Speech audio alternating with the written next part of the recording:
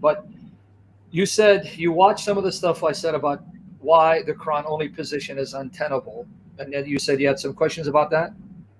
Yeah, so I don't know, I don't know if I've seen everything you've got to say about Yeah. it. One of the things that I have seen, which is funnily enough an argument that quite a lot of Sunni Muslims make, is Yeah. about the one verse that speaks of women that haven't yet menstruated and 65 verse 4, yes. exactly, yeah, and their waiting period. Now, when I was debating with a Sunni Muslim about Quran only, they told me that if you're Quran only, it can sort of lead to it seeming like paedophilia is okay, Yeah. and I disagreed with it because I know that there's something, I don't know how to pronounce it. I believe it's called amenorrhea, and I have met various and been with various women in my life that don't menstruate, and Yeah, so I put across the point to him that maybe that is just a but did condition. you catch what you said? Look what you said. Maybe it's referring to that. Yeah. And maybe that's the context. How do you know what the context is? In fact, here, because you're Quran only, when was chapter 65 composed? I'm not too sure. Towards the Exactly. last end of his prophecy, I'm sure. See, there you go. You beg the question. How do you Yeah. know this is a surah given through Muhammad? It doesn't mention Muhammad. It doesn't, and this is another thing, is I don't even, I mean, I'm struggling with even the existence of Muhammad as There you go. he's presented, but the Quran seems to speak to me in a way that only God would. Now, I know that the devil's got a lot at play, Yeah, the and he Mormons say he's the the same best he thing, can see. Milo. But The just Mormons, certain, go on. well, I don't mean to cut you up, but the Mormons, I'll say, the Book of Mormon seems to speak to me and tells me it's from God. In fact, there's a test in the Book of Mormon. Pray that you get a burning in your bosom. And many say we prayed and we got that burning in our bosom as confirmation the Book of Mormon is true. This is subjective. How you feel about something is not objectively true. That's just your subjective feeling. I can pick up Shakespeare and it feels good to me and it seems heavenly. That's not how we arrive at truth. But what I'm saying is, so we can stay at the Quran only position for now, just to show you why your position's incoherent. Without the hadith, you don't know when chapter 65 was composed and who composed it and who recited it without the hadith. Don't go to the hadith. Can you prove to me that 65 came through Muhammad in the 7th century? No, not at all. That's my question as well. That's my point.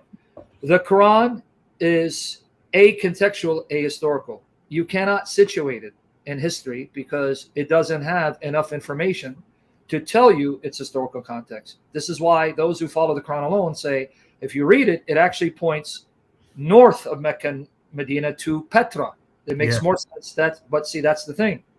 Without the hadith, and they are unreliable, the Quran makes no sense. So now the Muslims are in a catch-22 position, meaning you go with the Quran alone, you don't know its historical context. But if you go to the hadith, they too are far removed from the supposed context of Muhammad.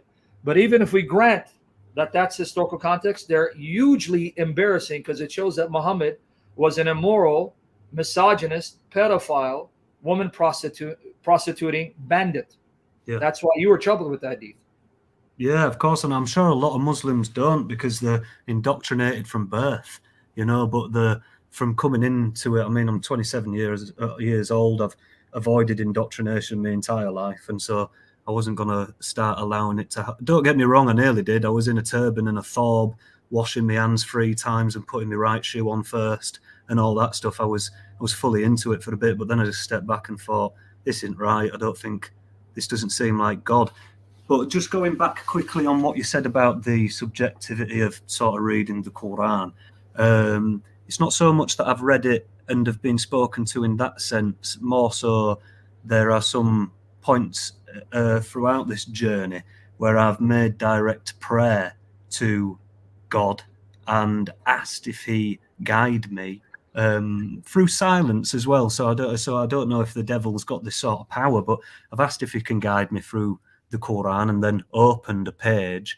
And I mean, every single time it seems that the page that I turn to guides me. And that's one thing that I also believe that Allah. You are here Yes. questioning Islam and about to leave it, because God is answering you not the way you think. God is slowly showing you why the Quran is not from him, and he's going to bring you out. So your answer to the prayer hasn't ended. You're still on a journey. It is very true, because I've made the same prayer quite a few times in the past, well, since I've been questioning this. And this is no lie. Every single time I make this prayer and open the book, I open it to the exact same page now every time, no matter which Quran I open it on. It always seems to go to the same page, which is the one that says, "Praise be to Allah, who begets no son and has no partners in his dominion," things like that. Exactly. And yet that would, to me, is a sign of the devil trying to reinforce the fact that you shouldn't follow the triune God. And yet he's failing miserably, because though you read that, you still concluded from the Quran God is a Trinity. Yeah, it does seem that way, and it seems that even the places where it disagrees and says "say not three," I mean, it's not very clear on whether or not it's talking about the Trinity, or I know that a lot of people at the time were saying that, you know, Mary fit into that three as well, and so maybe it's talking about that. Who knows? Yeah. Well, contextually, if you read chapter 5, verse 73 to 75, the third of three, it's mentioned, 75, Jesus and Mary. They both ate food. See how Allah makes the signs clear to them?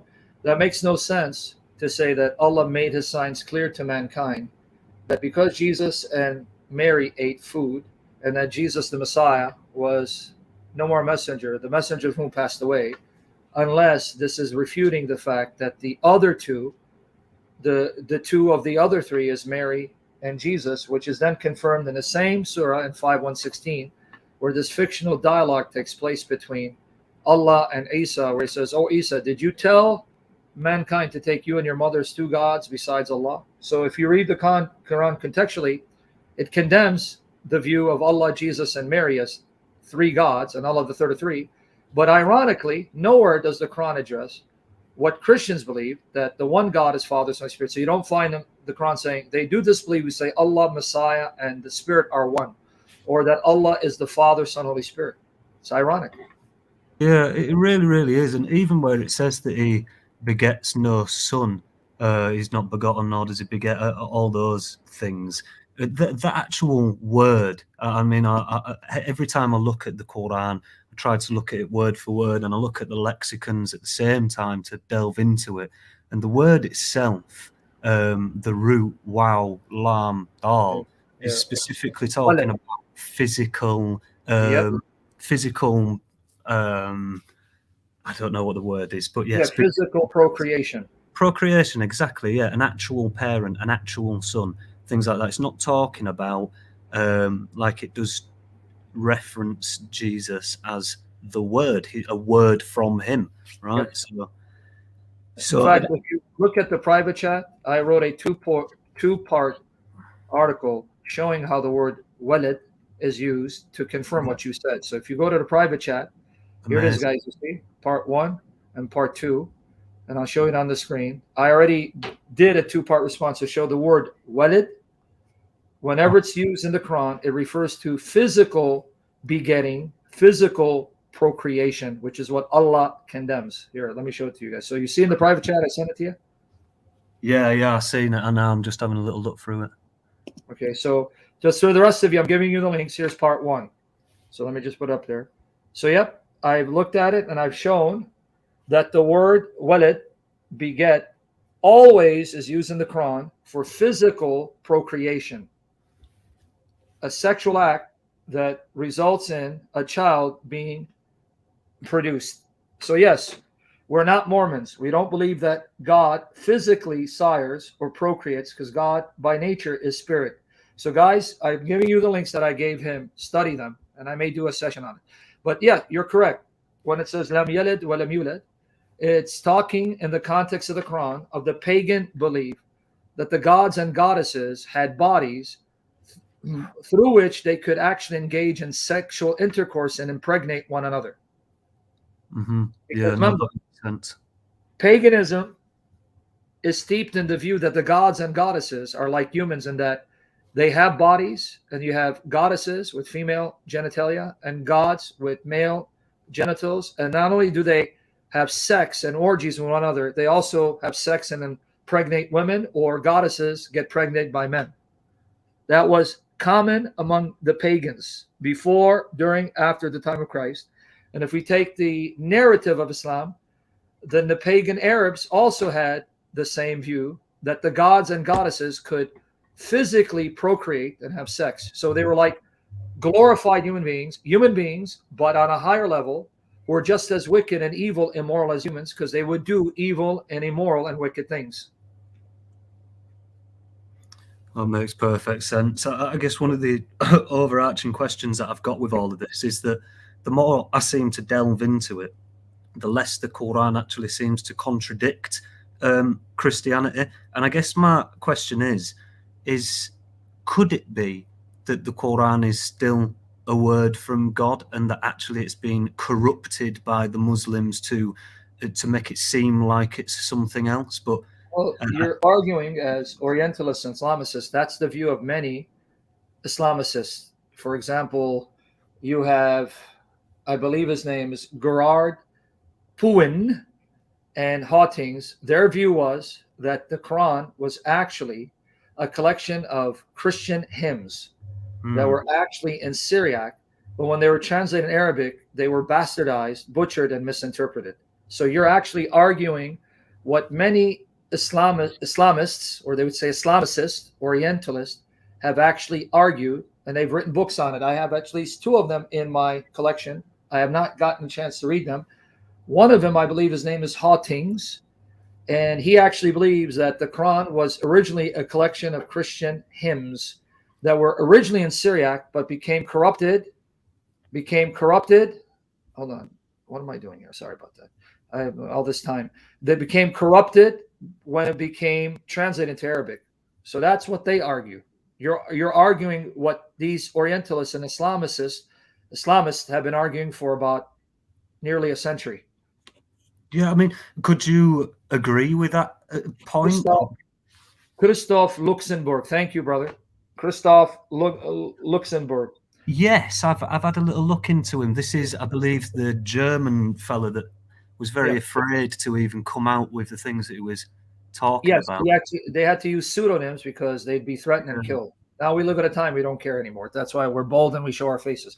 So possibly, but then my point would be, if the Quran was originally a collection of Christian hymns or poems that became bastardized, corrupted when translated in Syriac.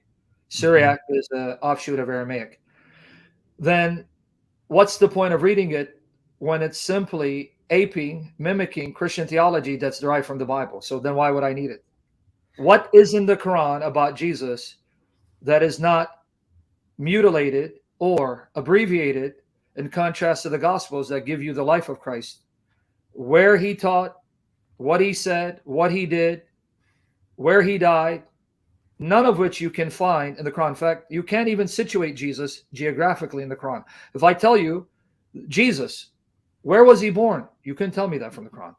Where did he minister? You couldn't tell me that from the Quran. What did he minister? You couldn't tell me that from the Quran. But that's because maybe I think that the Quran, well, trust me, all of these opinions are open to changing.